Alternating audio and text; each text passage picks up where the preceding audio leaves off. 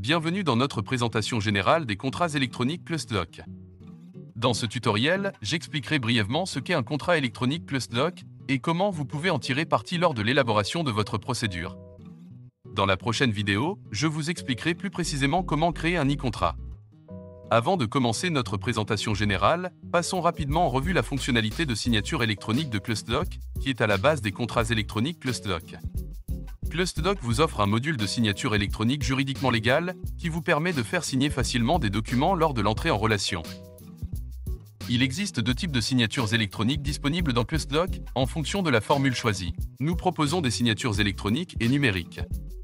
Vous pouvez consulter notre article sur les signatures électroniques, pour en savoir plus.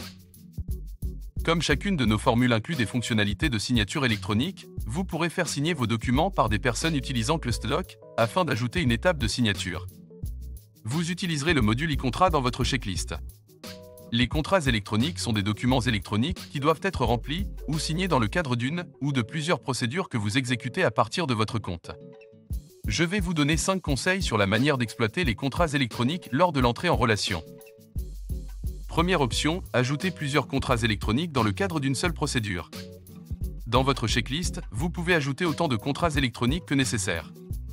Ce qui vous permet de faire signer plusieurs documents dans un ordre séquentiel, au sein d'un même processus d'entrée en relation.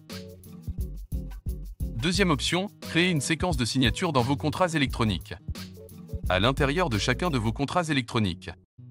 Cela signifie que vous pouvez faire signer un seul document par plusieurs personnes si nécessaire.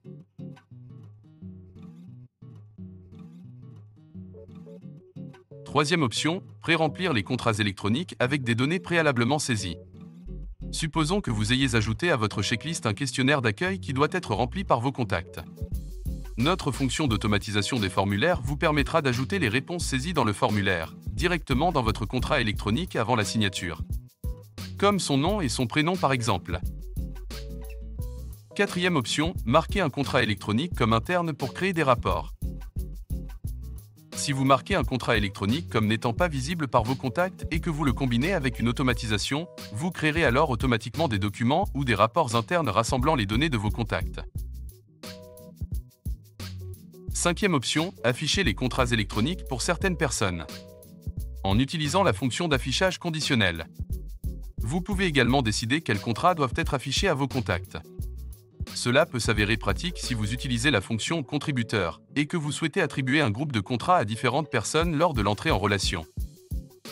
Ce ne sont là que quelques exemples de ce qu'il est possible de faire avec le contrat électronique ClustLock.